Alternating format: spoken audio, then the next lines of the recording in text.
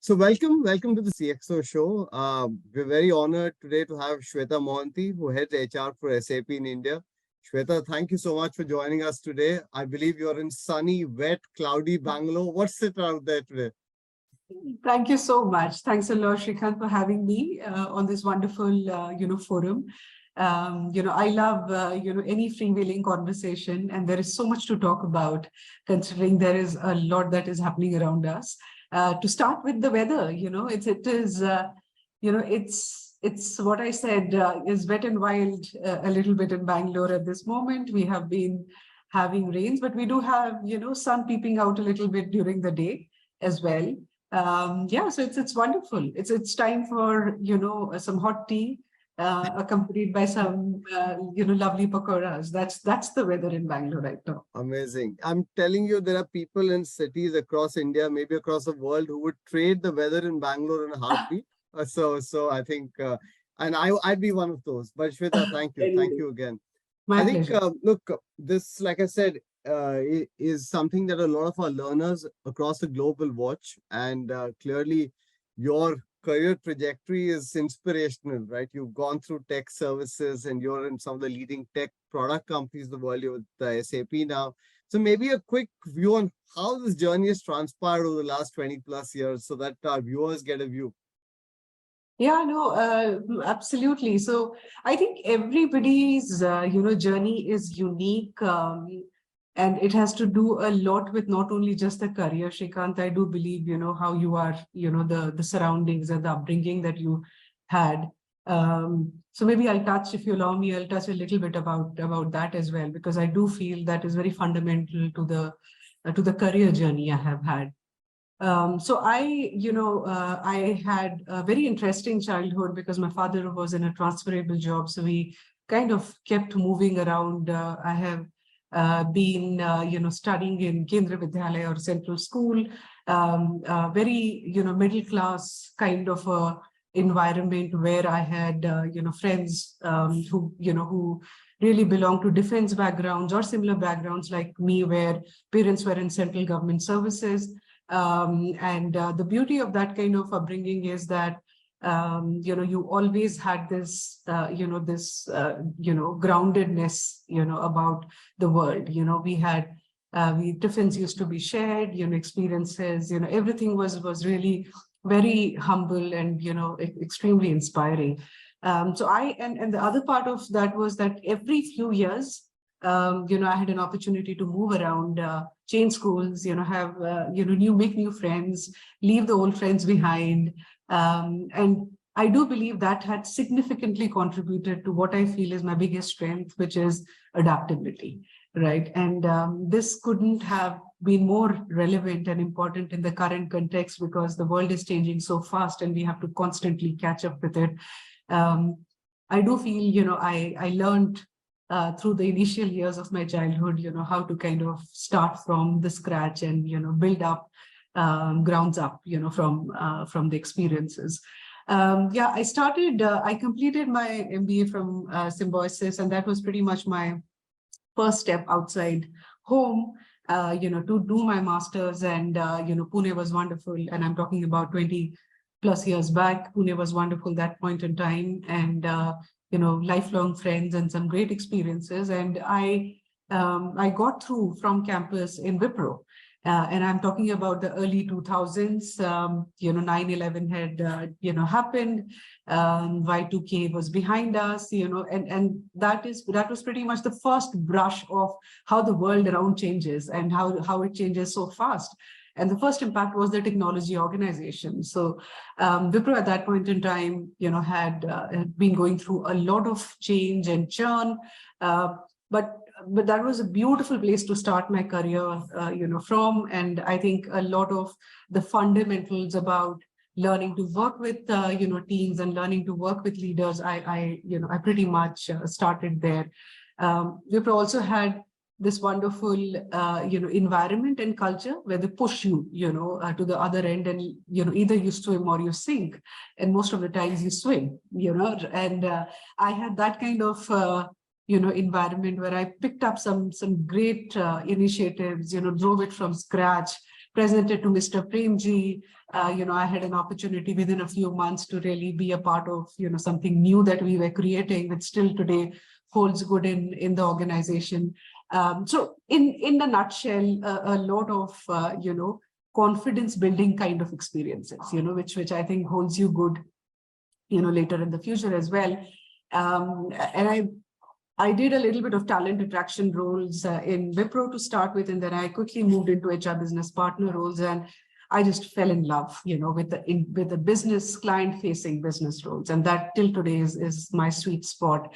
I love to understand how businesses are changing, how talent can play a huge role there, and I was thoroughly enjoying myself when I had this opportunity through a friend in the industry to move to Microsoft Research. For those of our listeners who know, Microsoft Research Labs is one of the few labs that Microsoft has. And the people here are literally, the best of the best in the world of academics, in the world of technology. You could really search for them. They are the top 1 or 2 in their specific areas.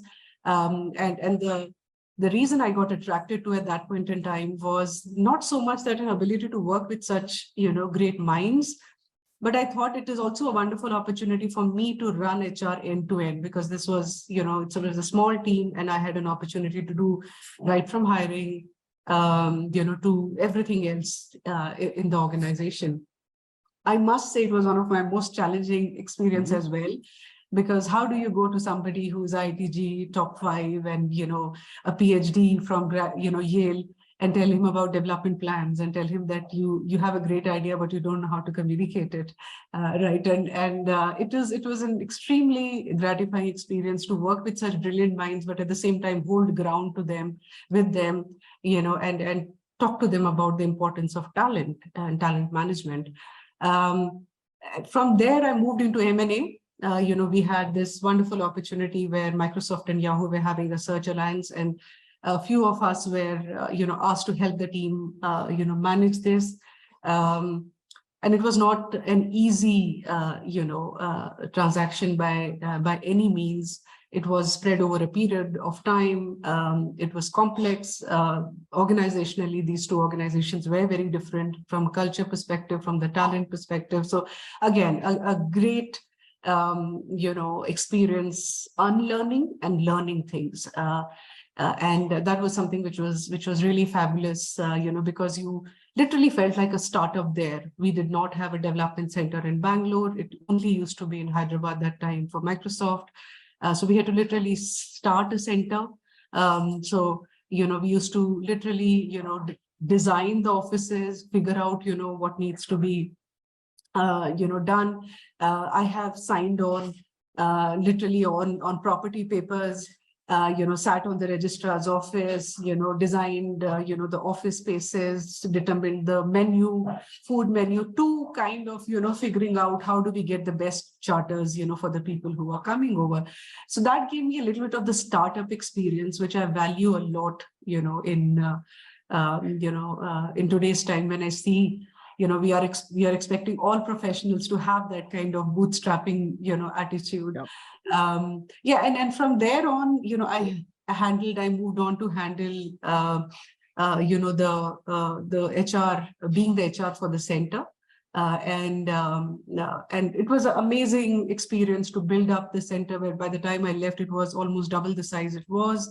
We were growing the center, and today it's one of the, globally one of the hallmark centers for Microsoft. And again, through a reference, there was this wonderful opportunity in SAP, which I must be honest was a tough one, because I was just this true blue Microsoft kind of I was immersed in that experience. But what really attracted me was this opportunity to really play a global role sitting out of India. And at that point in time, there were not many such opportunities in the industry. So moved to SAP, I moved on to handle the global role of, being the HR leader for one of the fastest growing cloud businesses, which is called Enterprise Cloud Services. Yeah. I also got this wonderful opportunity to be the HR leader for SAP Labs Network, which is a very unique concept, which is 20 labs, and labs are, the development center, in SAP terms, but 20 labs worldwide. So I had this bird's eye view of, how each country is different from others. There are 20 different countries, 20 different sets of challenges. So I had a lot of that experience along with my global role. And then I had this wonderful opportunity a little more than a year back, to take over as head of HR for SAP in India. And I do believe this is the best place to be at this point in time, considering the pandemic and what happened, and how things are really going to change from a talent and people perspective. It's exciting to say the least. So that's a little bit about, not a little bit, quite a bit actually, about my career journey, Shika. Shweta, thank you so much. You've gone through such an amazing journey, and you've encapsulated it within 5 minutes. So it's incredible. So look, I took away a lot of very, very important takeaways from there. It's embracing change. You talked about resilience that gets built based on background. That's something I relate to as well. Come from a similar background. Start building confidence as you deal with different stakeholders, talent, and you talked about the startup mindset. So I'd love to touch on all of this, but before that, I want to touch on culture. You brought a very important point at the end. I mean, you've worked across, when you had the SAP Labs mandate, 20 different cultures. And if I look at your career, Wipro, Microsoft, and then SAP, all three are truly global companies in their own right, but headquartered in different parts of the world. Wipro in India, Microsoft in the US, in Redmond, and of course, SAP in Waldorf in Germany. So in that sense, one thing that a lot of our learners who come from different parts of the world grapple with is, how do you navigate cultures as you go along in your career? Many of them are very sound professionally. They know the tech skills, but as we know, EQ today is probably as important as your ability or IQ. So any advice, any views from your perspective on how you've managed or traversed that journey successfully? Yeah, and it's a very pertinent question, Srikanth, because honestly, if I look at Wipro, it was an Indian organization, global footprint for sure, but a service integrator, services focused. Then I moved to a product organization, American, very American in culture. And then I moved to a German organization, and it is completely different. One of my learning is to kind of look at the positives of of navigating into a very different from one culture to another, because it always, every organization, every new place or every new role or everything that you would move in would have always an element of uncertainty, always an element of things that you're not familiar with, or things that you feel would not probably go along with what you have learned so far. So I always have this theory that I always follow, that 50 to 60% of what you're going to get into or what you have got into, you should have clarity on, and you should really ask questions for. You should really ask whether this is something where your aspiration is, this is the kind of role you want to do, this is the kind of technology you have to be in. So the clarity of your decision making before you move into something is extremely, extremely important. You should also, and the clarity is also important if you are in a leadership role, because you are getting the clarity, not only for yourself, but also for your team.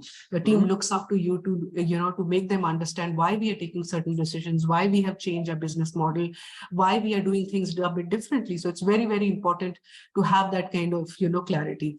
But also around 35 to 40% is things which will be uncertain. Right? No matter how much of, a surety you have, you will realize you got into something. I'll give you an example. When I was hired into SAP, the person who hired me, within, even before I joined, moved on to take up a new role. And, obviously there is a commitment, there is a conversation, there is a career path. And I did feel a little bit of lost at that point in time, that, you are getting into something without much of a context. And the person who has the context is no longer there. But I think what really helps at that point in time is to just kind of embrace that, that change, and, play it by the ear, take in, some of the good things, and the positives that you see. So yes, for example, if I talk about Microsoft and SAP, completely different organizations, completely different culture. But at the same time, each, comes with a very strong positive narrative. And if you are, open to that, if you're open to embrace it, of course, the embracing will come over a period of time. You have to constantly, come up with a positive mind frame on that. But the 60-40 model, according to me, plays out very, very, very well. So seek clarity, ask questions, make sure that 60% of what you're getting into, you should know why you're getting into what you're getting into. But there is not 100% guarantee for anything. Even if you have 100% clarity, by the time you join, by the time you start into the role, by the time technology would have changed, leadership would have changed, business model would have changed. So that 40% of always keeping your head high and say, okay, bring it on, I will, try to adapt to it, is always helpful for me. At least that's the model that has worked with me. No, fantastic. So 60% clarity, for the rest, bring it on. Sounds good. Sounds good. So look, if I flip that around today, obviously you've been in multiple functions, but I'll focus on talent management. You've hired people over the years, probably at junior levels, then leaders, and so on and so forth. And of course, at different levels for different contexts, you're looking at different skills for the role. But what are the other attributes you look for when you hire people? Yeah, so one of the questions that I always ask is, where have, especially leaders, when you're hiring, what is the experience of failing in something, right? And I think that's, and you would be so surprised, Srikanth, that's a question that till today, when I interview, people, I always, meet with a pause, and I find many people struggling with that answer, because somehow the conversations always have to be the wins and the successes and the great things the person has done, and we do not give, so much of weightage to the very fact that everybody has ups and downs, right? Everybody has those J curves where you come down and then you go up, and everybody's career is filled with those moments and those experiences. But how many of us actually take a pause and reflect on that and take the learning out of it and try to do, things a bit differently the next time? So I do look for, failures. I do look for learning from the failures. I look for ability to, thrive in uncertain times. I look for taking people along. I think that is again a skill which is highly underrated. I do feel, our leaders somehow are individual heroes, right? Rather than, kind of taking everybody along, because somehow, and it varies from organization to organization, but largely you would find that is the trait. I also value, honesty, right? I have, I would probably share my experience, when I interviewed for SAP, I was in that phase of my career where I was really, really keen on moving to business, right? Because I felt that is where the excitement is, and that those are the kind of roles where I would. And in my interview, the leader who was interviewing me actually asked me, so where do you see, the standard question, right? Where do you see yourself, 5 to 10 years from now? And Pat came the reply. I said, I don't see myself in HR, and I'm interviewing for an HR role, right? And, he paused. He said, really? What do you want to do? And I explained my rationale about doing this. I said, I really don't know whether that would happen or not. But at this point in time, I do feel this is what I want to do.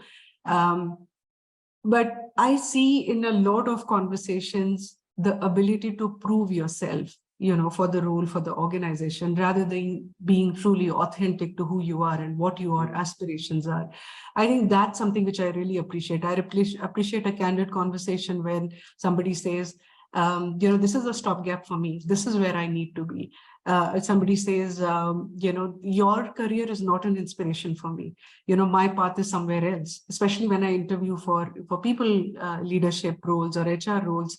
People come to me and say, especially, if they're, around the 10-15 years experience and have seen the world. So you are not an inspiration. We don't want to be CHROs, right? I want to really write a book, on change, and I like to, do that. And I appreciate that candidness, because everybody's journey, like I mentioned in the beginning, is unique, and for being able to stand by it and be authentic for it is something which really weighs very, very well for me. No, it makes a lot of sense. I think that point you made about individual heroes and Yeah. instead us taking everyone along is very critical. I can relate a lot to that through my Yes. career as well. And Yeah. honesty, of course, makes a lot of sense. So look, we've touched on soft skills, we've touched a bit on leadership attributes. I just want to switch a bit to technology, because SAP, Yeah. a leader, a global leader in technology, the tech context is changing by the Yes. week Yeah. nowadays, by the hour, especially with the Yeah. advent of generative AI. Yeah. Question for you, right? I think what we sense from a lot of our learners is often there's a bit of FOMO as to what do I Yeah. learn next, what do I go for, but at the Yeah. same time they want to learn. So how does one keep abreast of technology, and is it better to be deep? Is it better to be wide? Is there a mix? What do you suggest? Yeah. Yeah. I think, I just a couple of weeks back actually gave a talk in my organization on how to thrive in the era of, the rapidly emerging technologies or the rapidly changing technologies, right? And here also there is, and I always say, Srikanth, that this is the best time, to be in the industry, because, the entire, how should I put it, the canvas is really completely blank. Whatever was written has been wiped out, right? So we have, as leaders, an opportunity to rewrite, in the way our current, talent would want us to be. Earlier, there used to be, and this is my personal theory, and I have seen that work. Earlier we used to have this T-shaped learning model, right? Where you would expect people to be really deep, and really have expertise on one thing, and with a really, short kind of a, horizontal view of things. And that was, immensely valued. We used to really put our experts, onto the pedestal. We used to say, really look into our CTOs and say, these are the people who know, who can get deep into technologies, who can code, who can do this, who can do that. I think that there a fundamental shift has, come in, where I see this is a vast shaped, model which is emerging, where your core expertise could be at the base, but at the base and being strong. So, your fundamental certainly needs to be strong, but you need to really expand it, right? And the more you expand it, the more you can be. So you can be a, great architect, and at the same time, you have the ability to sell, right? You have, somebody who has a patent, but you are also a great pre-sales, person, right? So, that entire conversation about multitasking, about having different multi-skilled is something which is very, very relevant in today's context. And organizations who recognize this aspect and are able to give opportunities for employees to really have zigzag careers where they move around and experience different things in order for for them to make up their mind on where does, the sweet spot lie, is extremely, extremely important. So with, all these emerging technologies, I think rather than being scared or, going and said that, okay, I need to start with fundamentals, look into the application aspect of it, learn the technology, but learn the technology from the application point of view. I think that is something which is going to really hold very, very, well with our current generation. I think it's extremely important that people are adaptable. You should have, a point of view. For example, even when we're looking at generative, AI and, all the conversations that are happening in between, we used to have Meta, Yes. verse. And, I think when Facebook, And we had renamed. blockchain before that, and we've had, exactly. So, Yeah. yeah. Yeah, so I think it's suddenly, and nobody talks about metaverse so much today. It is already generative AI, but I do believe generative AI is different and is here to stay. I fundamentally believe this is the big shift that the industry is going to do, and and rightly so. All organizations are kind of seeing what we can do. Large learning models is a great asset, and how you deploy them, and for your customers is going to be there. But going back to your question, I do believe, again, for example, generative AI, do you understand more than just ability to code and write? Do you understand the application? Do you understand how it can benefit customers? Do you understand how it can benefit your internal stakeholders? That is where I guess, it is very, very important. So I love, the podcast. I love, the short courses, where, mini modules where people have, where it gives you an intent, an idea about how the application is, what are the customers really telling about you, what, about the technology, how they are adapting that. You understand the fundamental, which is the base of it, and then you look at expanding in terms of applicability. So that's my 2 cents on, how people should really look at and look at adapting to the current technology. Absolutely. And look, specifically on generative AI, we're an integral part of the debate, because a lot of our clients are looking to skill their people on Gen AI, whether it be prompt engineering, whatever other skills. And we are seeing a focus on a lot of use cases. But clearly, it's about, like you said, it's the applicability. Is it scalable? There are concerns around privacy. There are private and public data sets. So, very interesting area. And it is different. It's different from previous so-called trends, if you call it. I completely agree. So thanks for those inputs on the shift from the T shape to building the broad base in that sense, and then generating from there. So and just to add on to that, I think one of the fundamental things also is going to be with any changes. I do believe with technology, and you brought on this entire compliance aspect of it, the security aspect of it. There has to be trust, and there are 3 principles that I always look into. There's our trust, equity, and sustainability, right? With any of the new technologies and application of that. And I do believe that's one area which is going to expand quite a bit on where is the application of these technology, who is using it, how they are using it, how we are ensuring it is not misused, it is used for the right things. So those are some of the things. Technology is here to make our lives easy, but it also comes with a fair amount of accountability, right? So I think that's going to be a really key factor. There's a lot of responsibility at the individual level, at the corporation, at the level of corporate, but even at the level of governments and society. Governments and society, an ecosystem. So very, very critical. Yeah. So let me shift a bit. A lot of our viewers are also leaders who run large centers, whether it be in India or globally. And right now there is this whole debate about, of course, tech services has been a big sort of, let's say, industry out of India in that sense. And then we've had global tech companies such as yourself, like SAP, who've leveraged India. And now we've got what's called the GCCs, where all the end clients are investing in India as well. And one of the things, at least from what I've seen of SAP over the years, is you've been at the forefront of obviously starting in India, scaling, but also transforming India from being just a source of talent to being a true driver of innovation and an integral part of SAP's global strategy or plan in that sense. And so, given that that's a journey that other leaders who are watching this are going to traverse, and they're probably a little behind you in the journey. How do you see that shifting? How do you make sure that the India Center is, let's say, at the top table and driving all the, the innovation that the company wants? Yeah, so my message to, and it has been a fascinating journey, and I think it is also, credit to the SAP global leadership, our board members, to be able to see the value India brings in beyond the cost aspect of it.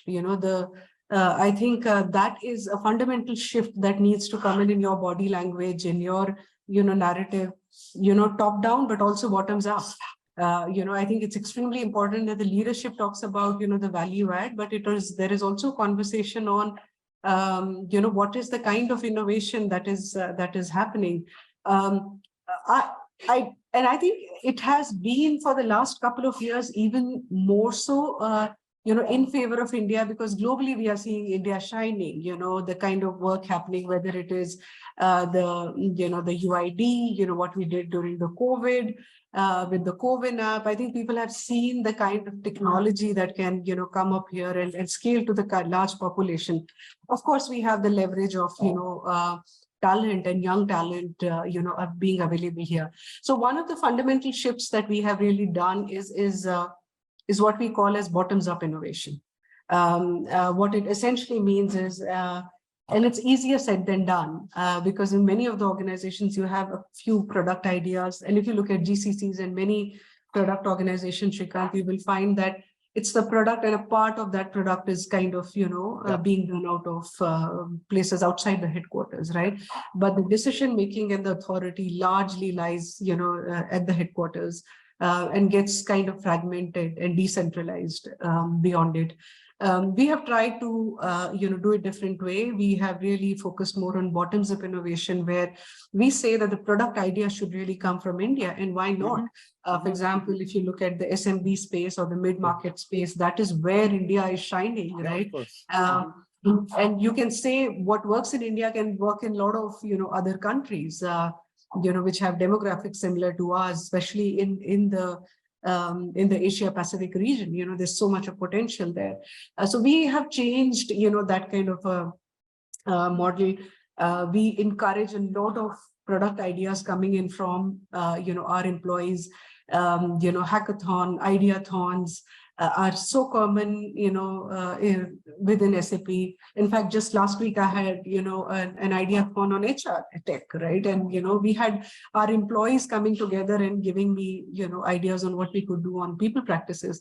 But that's one of the things that, certainly needs to, come in. Second, I would say is, I think we have to start treating India as a cost center, kind of a thing. It's also a market, right? And, the more you create and innovate for India, there is a huge potential for us to take, take those product innovations elsewhere. The third aspect that we are trying to do, and it's a little bit of a chicken and egg problem, and we have gone through that, is that you say, where are the leaders when there is great work to be done? And, when there is great leaders, you'll say, okay, where is the great work for them to really prove themselves, right? It's always a little bit of chicken and egg. We have really focused on getting great leaders, built from India, especially in the last few years. There is a lot of focus. A lot of our leaders now are playing global roles sitting out of India. And why not? We are really encouraging that kind of narrative, where it is not necessary that somebody who's developing a global product needs to be based out of our headquarters in Waldorf or in US, which is our largest market. They can be based out of India. They can look at opportunities in India, apply it, take that prototype, and have conversations. So we do believe that is going to give us an edge, on that. So these are there is something which I fundamentally believe that many organizations don't do, and I, as a HR professional in the organization, I'd like to take a little bit of credit that is that we have created a kind of a culture where there is an immense amount of ownership that our employees feel to everything which is associated with the organization. You give them ownership along with a sense of accountability that you're doing this, this is where it will. A lot of our programs, maybe 80% of our people programs that I run have in the core team business folks, who firmly believe that there is a role that they have, not only just on the product side, on the development side, on the sales side, on the services side. They have a role to play on the people side. I have in my team people who are actually from the business. There are people who report into me who came in completely from so we have encouraged that kind of a fluid, career and accountability being built in, where people feel that they are part of, the solution. They are part of, to the larger organization. I think these are some of the things, which has helped us. But I would also say, Srikanth, we are in a journey, and I would certainly not say that we have figured it all out. It's a journey that I believe we have started well, but how we sustain, whether we are able to show some clear, tangible, impact, from the perspective of really jaw-dropping innovation work happening out of India is going to prove whether some of these things have worked on it. But we are very, very excited and enthusiastic with some of the initial feedback we've got on this. So great perspectives on the role of India as a source of innovation, senior talent, global roles out of India, makes perfect sense. So again, let me shift. Shweta, you're a senior woman leader in the industry. Diversity is a big question, as we all know, across the board. And the tech industry is fortunate in the sense that at the start of one's career, the diversity is very high. But as one goes along, it does drop off for a variety of reasons, personal choices, societal constraints, etc., etc. But clearly, there's a drive across the industry to drive more diversity across the spectrum. It could be gender, it could be ethnicity, it could be across the board. What's your focus? How do you help promote that within SAP, and other things that other people who are watching this could learn? Yeah, absolutely. We do have actually, a diversity case study in Harvard Business Review on how we do that. So I do believe we are a little bit of a benchmark, when it comes to that. And, from our diversity and inclusion perspective, it obviously, like you mentioned, is not only gender.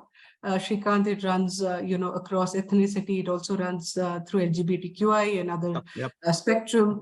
I must tell you that this year we are celebrating in SAP the 10th year of our Autism at Work, which started in India as a global program, where we have a set of our employees, who are neurodiverse, right? And they are a part of the organization, contributing and so meaningfully contributing.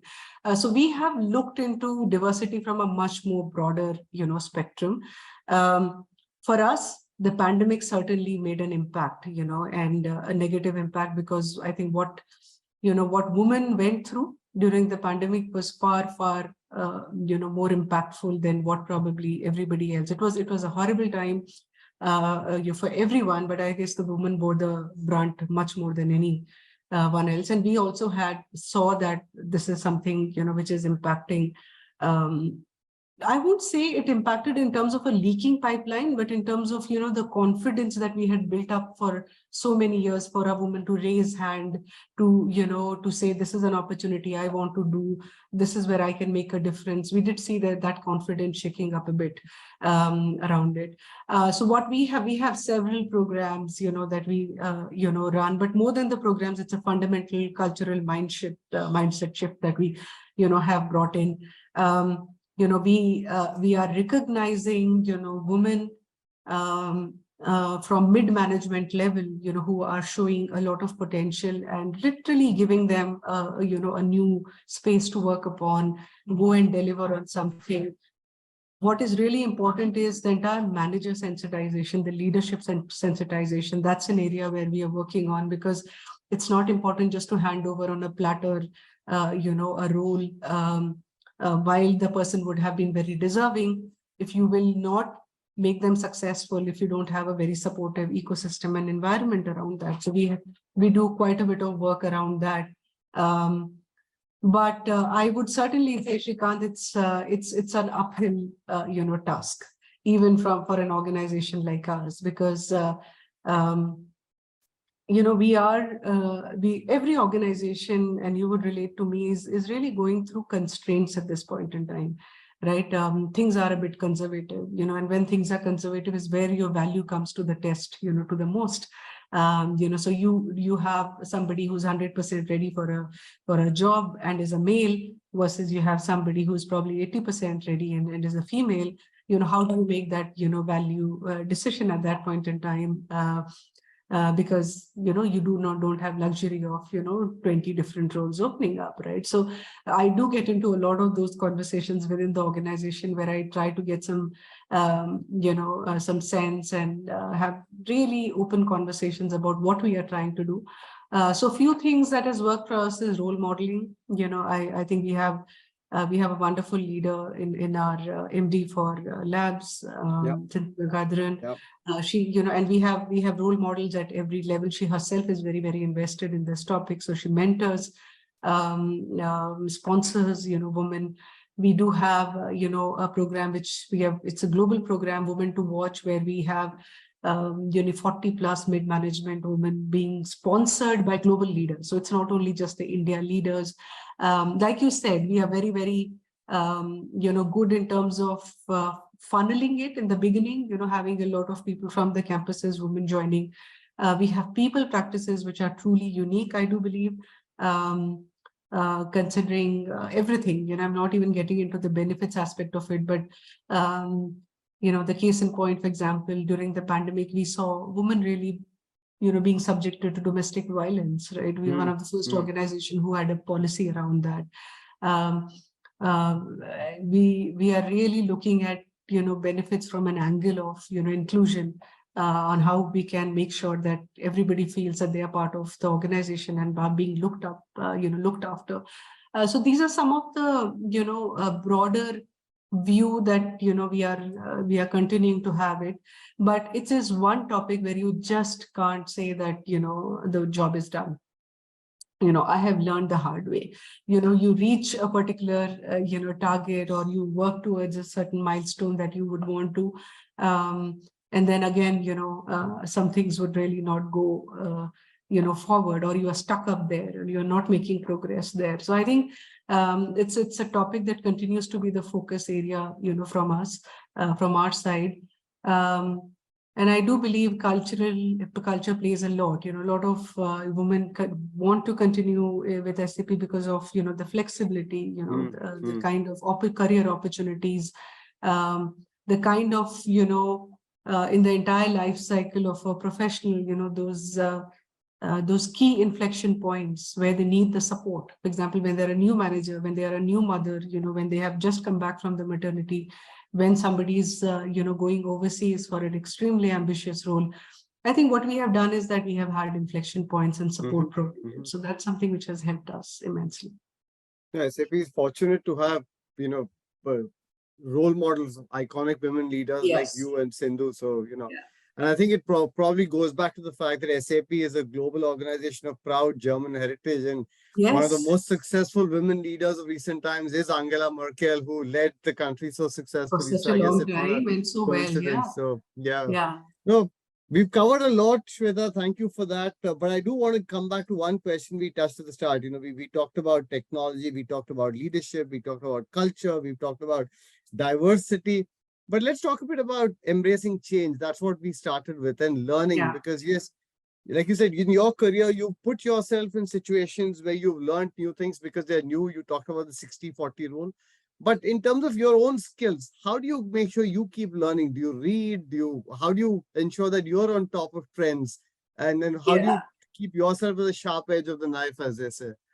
Yeah, and I wish I had a really wonderful answer to give you, Srikanth, on that, and, could say, yes, I read, 20, 30 books in a year. So I have, I have learned that it is really, really important to be like a sponge, in the environment, that you are in. My biggest learning, actually comes from, the different experiences. So I go and meet customers. The advantage that we have in SAP is that we have our own HXM product, success factors, right? Which gives me opportunity to interact. So a lot of customer interaction, hearing feedback, a lot of conversations with our own employees, understanding what is happening, appreciation for HR, appreciation for technology. I won't say I'm an expert in technology, but I do look at, for example, the kind of courses and, offerings that all of you have in upGrad. It's a wonderful way to keep yourself abreast with it. But one of the single most way, I learn is kind of, so I have, I would say I learned from my mentors and, and my sponsors the most, because what what a book doesn't give you is that lived experience, right? Mm, mm, um, a book more or less will have a case study, but that case study would be very specific to a certain context, right? What I get the most is when I have mentors, or my sponsors who would come and give me context and different options and variables, and be ability to deal with the change in a very new way, in a very different way. Those are the ways I keep learning. I'm a big podcast mm-hmm, uh, mm-hmm. fan. My commute to office every day, would have different kind of podcasts, and it is not in any specific kind of genre. It could be technology, it could be sociology. Sometimes it is politics. It is basically a mix of a lot of things that excite me, and at that point in time, whatever comes to. For example, This Week in Tech, this is one of the podcasts that I Mm-hmm. listen to, which is very the latest and the greatest, and it will give you a sign of it. Sometimes I listen to completely people from diverse fields and coming and sharing their experiences. So that's the way that I learn. I used to be a voracious reader, at some point in time, not so much so right now. I do prefer apps like Blinkist, where it gives Yeah. you a summary of what is happening, because honestly, I just have lost the patience to go through read a lot of books. I do still, but um, You much completely understand. I think we're all time poor, but what you said there makes so much sense. Thanks for mentioning upGrad, but the yeah, point you made about uh, mentorship is key, because if you look at how we are developing, a lot of our learning is peer-to-peer learning, yeah, interactions with other people, and focus on mentorships. And one good thing on a lighter note is that the Bangalore traffic is good for podcasts. So that's one takeaway that I exactly. have. You can consume a lot of podcasts, so good for you. But Shweta, Yes. this has been an absolute pleasure. Thank you so much for your time. A lot of nuggets of information that I think, or advice, if I call it that, based on a very successful global diverse career. So really appreciate your thoughts, and pleasure to be talking to you. Thank you so much, Srikanth.